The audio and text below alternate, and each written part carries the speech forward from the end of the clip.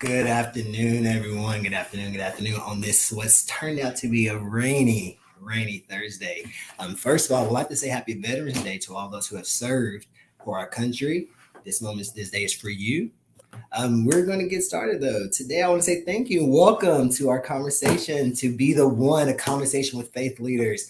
It is the start of our National Donor Sabbath. So I want to create an event out there, something that's different, something that's new, something to get the community engaged, some way to kind of talk about the important conversation that is organ and tissue donation and transplantation. So today, I decided to, get together a group of individuals who I feel can have a great range on a conversation, to have a conversation on the subject, like again, something so important. So first, I want to explain to you what we're here for today, again, for National Donor Sabbath. During National Donor Sabbath, faith leaders in their communities participate in services and programs that educate the public and about the need for donation, the generosity of the gift, and the importance of registering one's decisions to be an organ, eye, and tissue donor. This 3-day observance seeks to include the days of worship of major religions practiced in the United States. During National Donor Sabbath, faith leaders from many religions, donor families, transplant recipients, and transplantation professionals participate in services and programs that educate the public about the need for the life-saving and healing gifts passed to others through transplantation, while also encouraging people to register their decision to be an organ, eye, and tissue donor. National Donor Sabbath is observed annually 2 weekends before Thanksgiving, from Friday through Saturday. But this year we decided to kick it off with the very special Donor Sabbath National Panel. So today, again, I want to bring forth our esteemed group of panelists that I pulled together in here. So today, I guess gotta hope somebody tell me to do this really quick though, but I can still handle from my side here. All right, we have our esteemed group of panelists. I'm going to go ahead and bring them in the screen now. All right. We're going to start this process off first. First up, we have Samuel Green.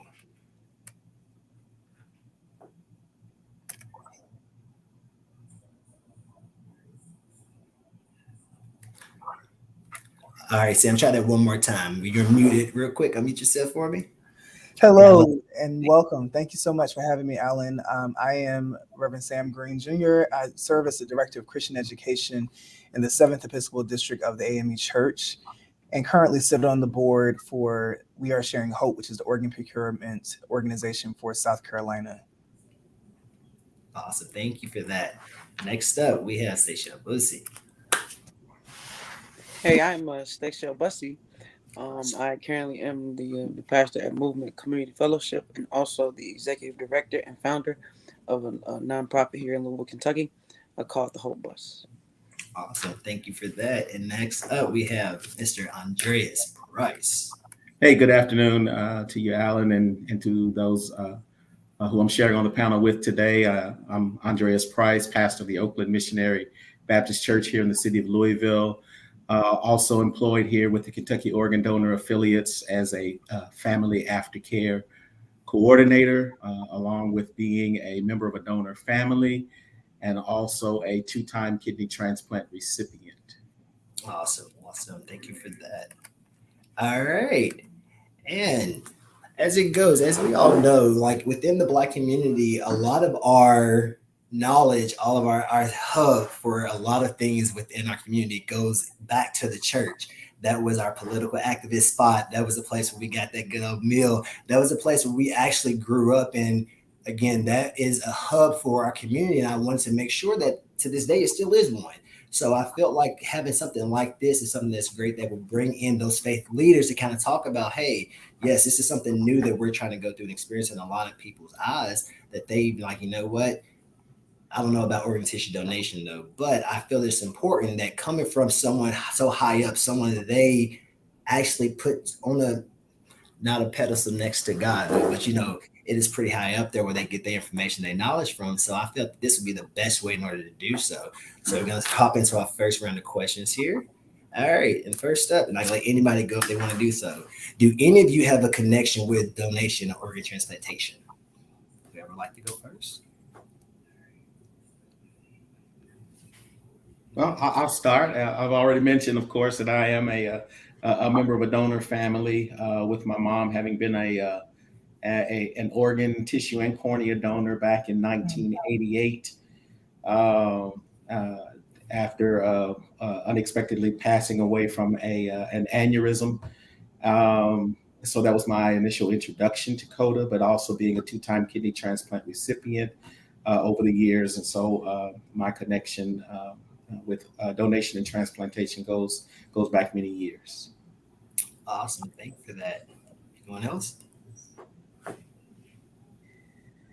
So I'm sorry. You want to go, Reverend Samuel, or you want me to go? Oh, go ahead. I mean, it's cool. Okay. Yeah. So I have maybe 4 friends at this point who have needed who have been recipients of transplants, and I was there with them through the entire process. Saw some of the things that they had to kind of encounter, helped them through, helped them along, and me myself thought I was going to have to be one, but it turns out that it ended up being something else. So I know how critical it is to a healthy life. Awesome. I'm an organ donor, and also my first connection with organ donation was I was serving in Chicago, and unfortunately, one of my students' twin babies passed away, and was able to walk those teenage parents through what the possibilities could look like for organ donation, and they were able to recover the corneas.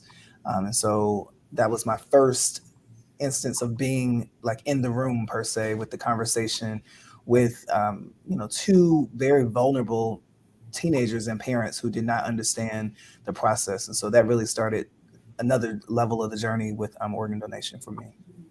Thank you all for sharing that. With that, all right, next up, we're going to go with this one. What does your faith say about organ and tissue donation? With this, because again, we know that again, people want to always rely on our faith. Our faith is this. We got to go by the word that was put out there. But again, we also know too that sometimes things kind of get lost in translation, so to speak. So, from your standpoint, what do you think our faith says about organ and tissue donation? So I think it's just a way my faith tells me to love my neighbor well. And I think that's a way, that's my communal commitment, right? To love my neighbor well, and to preserve life, and to have a holistic and healthy life. And so I could probably go on forever about that, but the scripture does say, love your neighbor as you love yourself. And that is a part of my duty to love my neighbor. And to make sure that we all have a fulfilling and successful life. Actually, I believe it's a way of tithing, but that's another conversation we can have about how we just we got to love each other. And I believe God works communal, and I'll always believe it. And so everything from a piece of bread to an organ, whatever is needed, I just want to make sure that I am loving my neighbor well. So that's a part of my theology. That's a part of my Christian commitment. Thank you for that. I appreciate that.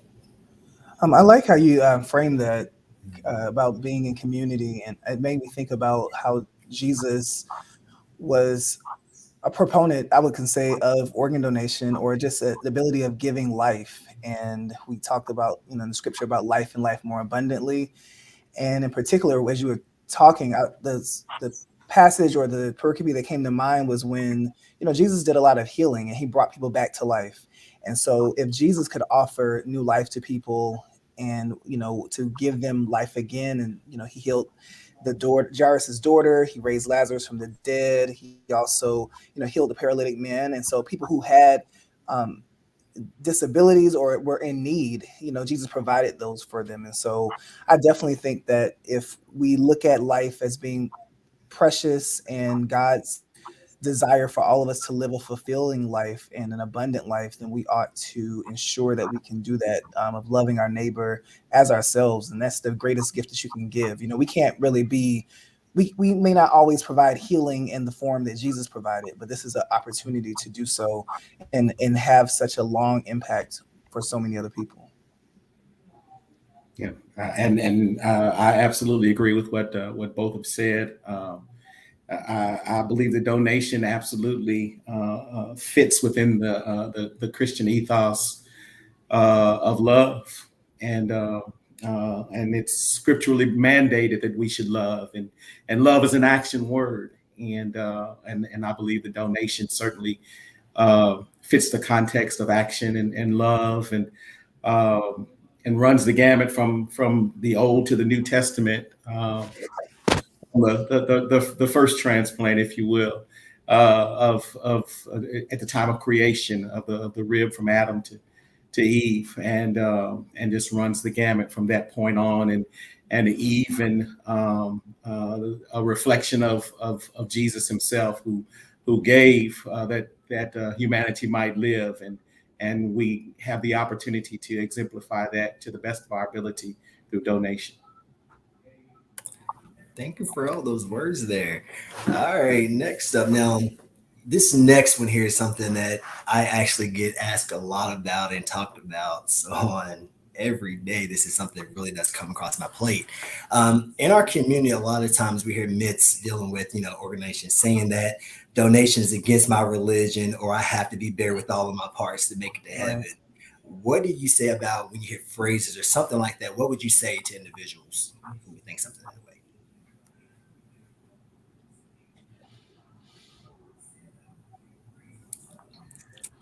Well, first, I think that, everyone has a journey when it comes down to their faith and their understanding.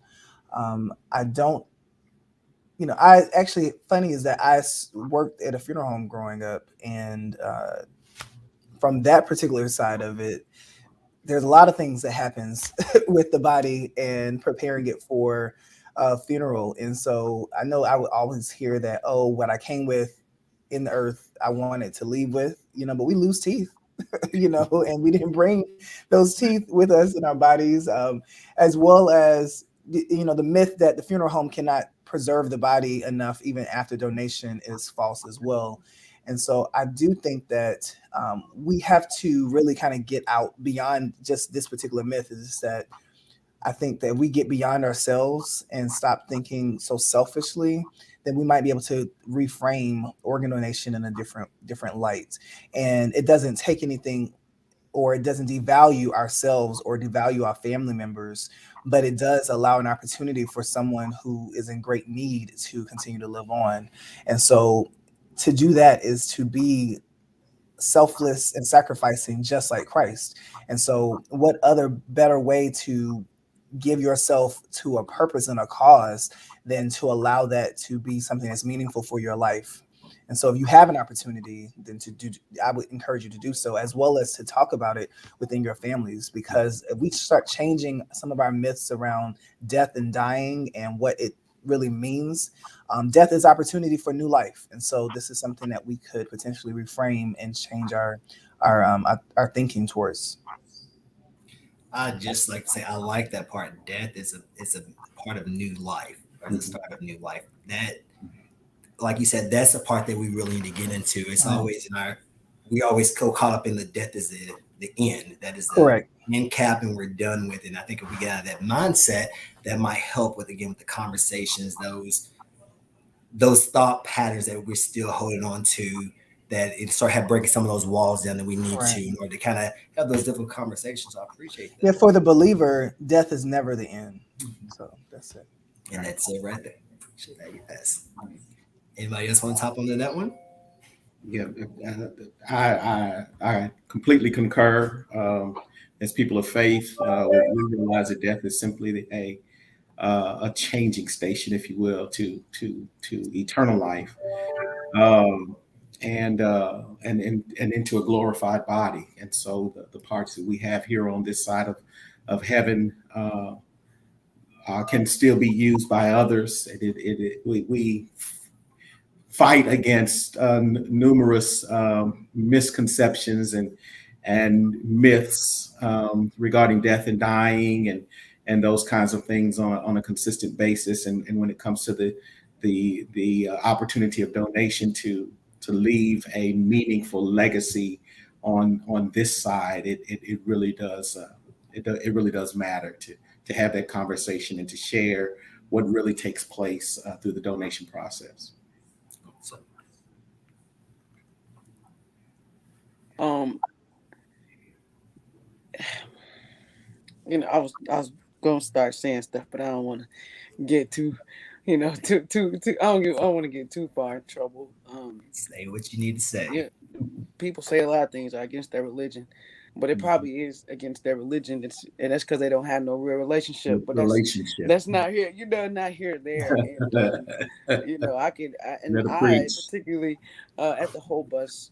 What we try to work on is some of those barriers and some of those misconceptions. Like, I mean, if you even think about like the vaccination and all those things, like we work a lot of those misconceptions, man, that we work on. Now, I will say that me myself, I've been battling stage 4 endometriosis now for maybe almost 6 or 7 years, and can't mention the hospital, but particularly, I remember when I was coming out of my first surgery, and one of my family members, an older one, was like, "You have got to be very, very careful. Like, ask about everything that they did to you." And I had to have something removed, an ovary removed, and they were like, "Ask for that part. Where did it go?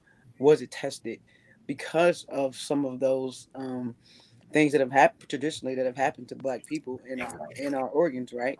And I think that's some of that that's rooted in real, right? Like, where are my organs going? Oftentimes we've been told that it was bad, but it got taken out and given to, somebody, who didn't look like us. And that's it. Right. And so those are real challenges with some of the healthcare systems. And I think some of that stuff is just rooted in don't take nothing out of my body, especially when I was asleep on that table that I had, and people just believe that, right? And all of that. And again, some of that is just misconceptions about actually, what happens, and we don't know because we don't talk about it a lot.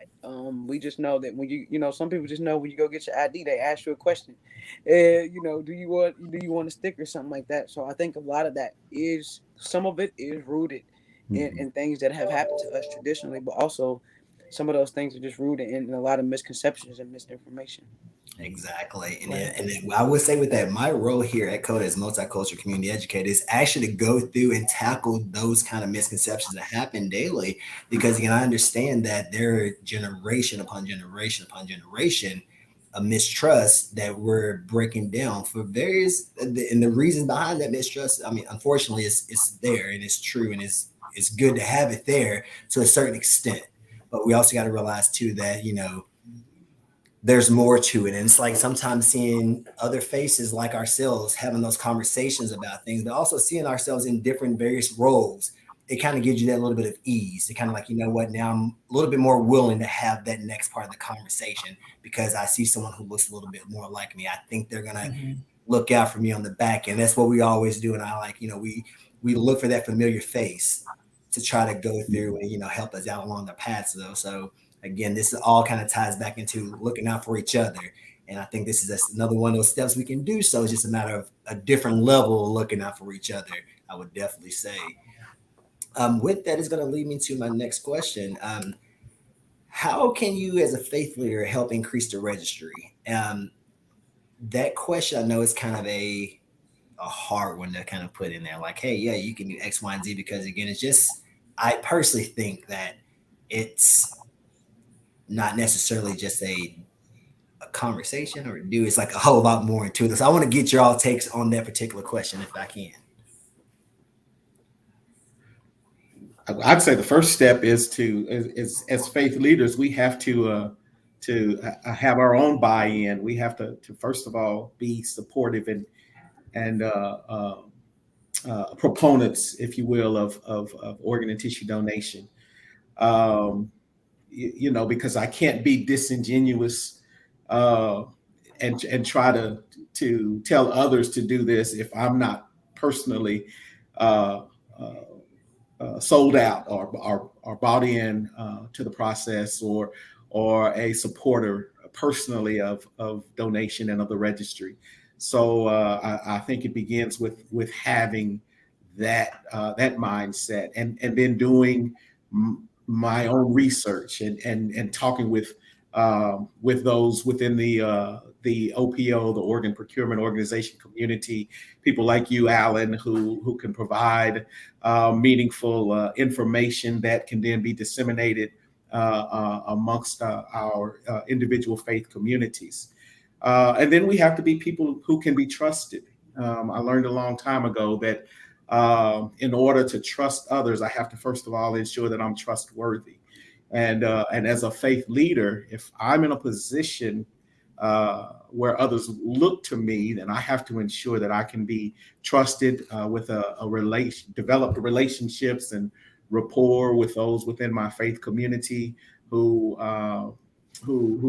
can hopefully trust what I say. And then, for me personally, to be that living, breathing example of the healing power and legacy on the donation side, and then the healing power of transplantation on the other side, and to be that walking, living example has helped. And also we've had some events at our church where we've had the opportunity to then add members to the registry. So I think those are some opportunities. Nice. I'd like to add just, one that I've seen is faith leaders really joining together and becoming a community, because it is a change and a shift in the mindset. And so I've seen similar organizations in different states. I think also like in Michigan and also here in South Carolina, we've partnered together with the OPO to create public service announcements through videos, and to just have those faces. Like you said, representation matters. Research shows that people of color respond differently to other persons of color who are medical representatives, or whether it be doctors or physicians. I also think that like through the education, it really helps, because, when I first started the journey of learning more about it, I put it all out there. I said, I saw John Q growing up. I saw, all of these other things about being on the list and people taking things out of you, putting organs on the black market. And so to dispel all those myths, just have a frank conversation about what organ donation really is and what it isn't, really kind of helps change and shift the mindset. I think it starts planting the seeds, as well as to really kind of lay down those facts. A lot of us, and I see it kind of coming down at the bottom on the ticker tape, is that a lot of people in the Black community are affected and will remain on the list for kidney transplants.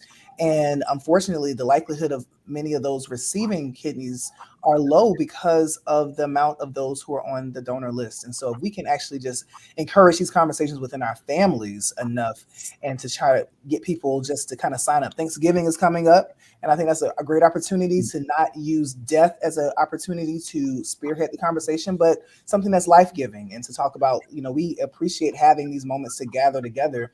As my sister just stated, we've all been affected by the coronavirus. And so, we did not have this opportunity. We did not know if we would have this opportunity to gather back together. And so to continue having more moments of life, we may find ourselves in a situation where someone is in need of an organ. And if we can donate that to a member of our family or someone who's a part of our community, then we can continue having joy and fulfilling life. Yes. Yeah, I think just to add to what they're saying, it's kind of like the vaccine. You just got to raise awareness and give people agency. And that's all you can do. I tend not to tell people what to think. I tend not to try to impose people, like whatever. It is your, it's up to you to decide to make whatever commitment you want to make. My job only as a faith leader is to make to make the information available, to make, to make you aware, and to do that part. Now, not to convince you to do anything, right? But to say, here's all the information, here's all the resources I can give you. Now you can make an educated and informed decision. And I wish more faith leaders would take the approach to help people, to give people the necessary things that they needed to make informed decisions, not persuasion. Too many of our churches operating from persuasion and manipulation, and I have zero desire to do that to people. And I just try to give people, like I said, their own agency and the resources. Here is and the availability. It is yours. If you want it, if you would like to, here's all the education that I can give you around it, and then you make a solid choice. And that's it, right? Yeah, I absolutely love that. Amen. Awareness, agency, and availability. You got to preach on that. That's that. Yeah, that'll preach right there. Yeah, my 3 points. I preach that. Yes. Yes. But yeah, I think that's absolutely correct. People have the right to make whatever decision they feel is right for them. And the key is to give people the information and to ensure that whatever decision people make is an educated decision and an informed decision. So I love that. Awesome as well. Thank you.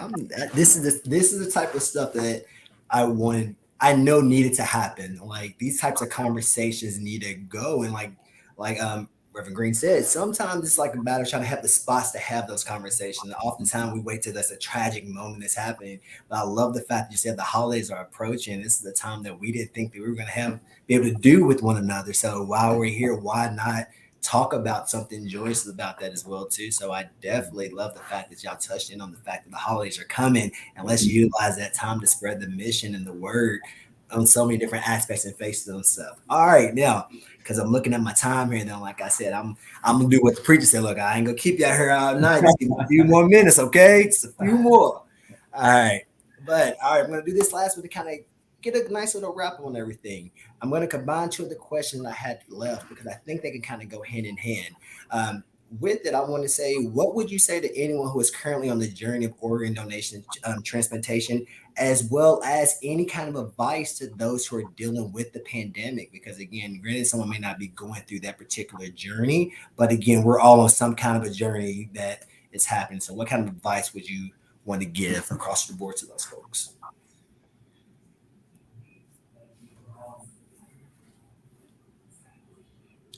I recently had a friend who received a kidney transplant after waiting for a while and having a lot of false alarms.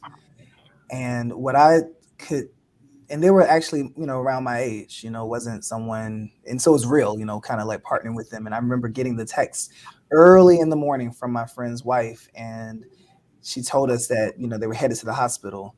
And so I think we all, I can imagine that those who are waiting for that call could just, that anticipation, that waiting could be so long and arduous. And, I can't ever really speak to what it's like to be waiting for that call, but I do know what it's like to wait and to encourage people to have patience on the journey, even when it's tough, when you can't, you're just like, you wait in the waiting game. And the best thing that we could do as caregivers and supporters for them is to keep them motivated, to keep believing.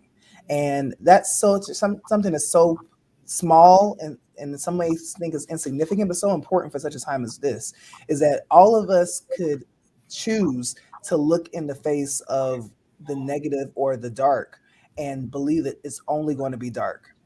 But for faith believers and those who have faith, we know that, like I said earlier, that death is not the end, that evil will never have the final say, that darkness does not have to win.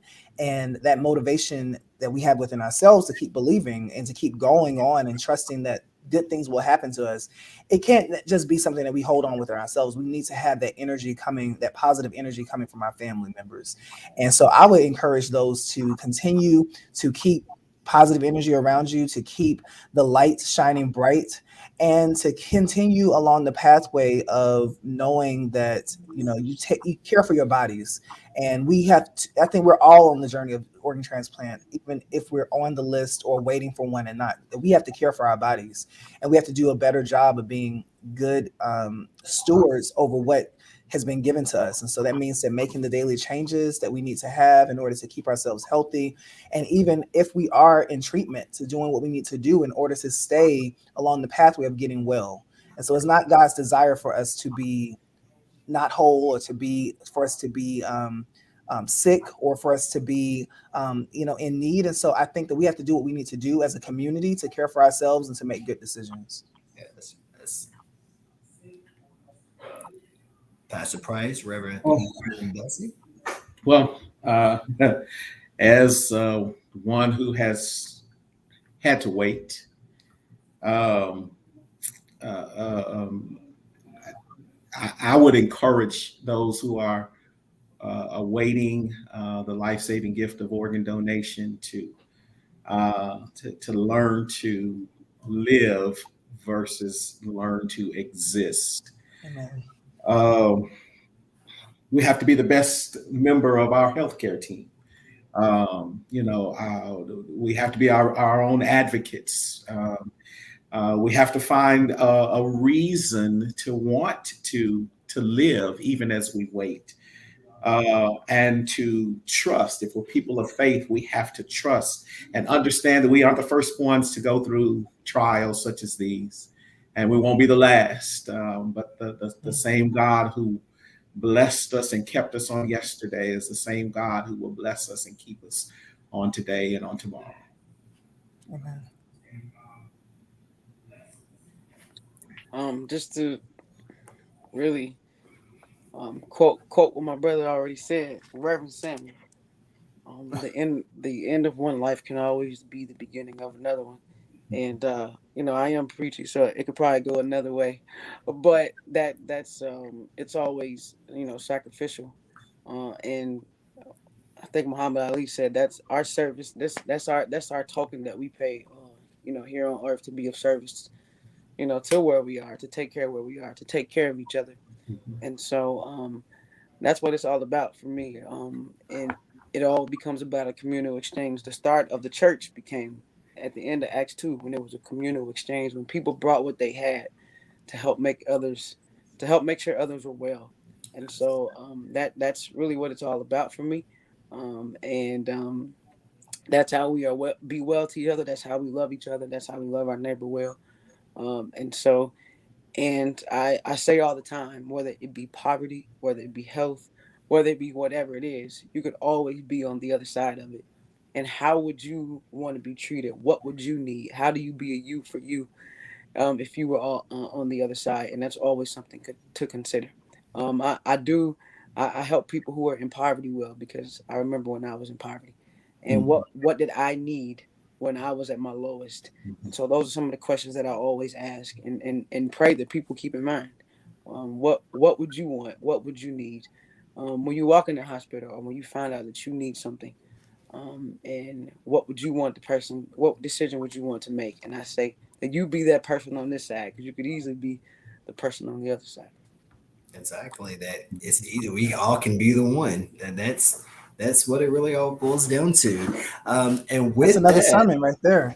That's I can see the one. Y'all better stop now. Look, I'm trying to be respectful of everybody's time here. Y'all know if we had an organ right there, then we have a whole other situation. Yes. But I really do, again, from the bottom of my heart, I want to thank, first of all, each of my panelists who came through and came and showed up and showed out, because this is exactly what was needed. Like, again, I think this is the start of a conversation that hopefully happens across many dinner tables, coffee tables, while we're playing games, whatever the case may be, any place to have the conversation. I feel that we all should have that conversation in some shape, form, or fashion. Again, my last thing too, again, if you are wondering any question about our organization, about joining the registry, feel free to join us at www.donatelifeky.org. And if you want to register, if you feel it in your heart at that time to do so, there's also a yellow button in the middle. Once you click that says register, go ahead and click that and fill that information out. Again, all it takes is all of us to be that one. Again, I want to say thank you again to everybody who's tuned in, my panelists again, and you all continue to have yourself a wonderful Thursday. And again, happy Sabbath to you all. Thank you. It's been a pleasure. Thank you. Thank you.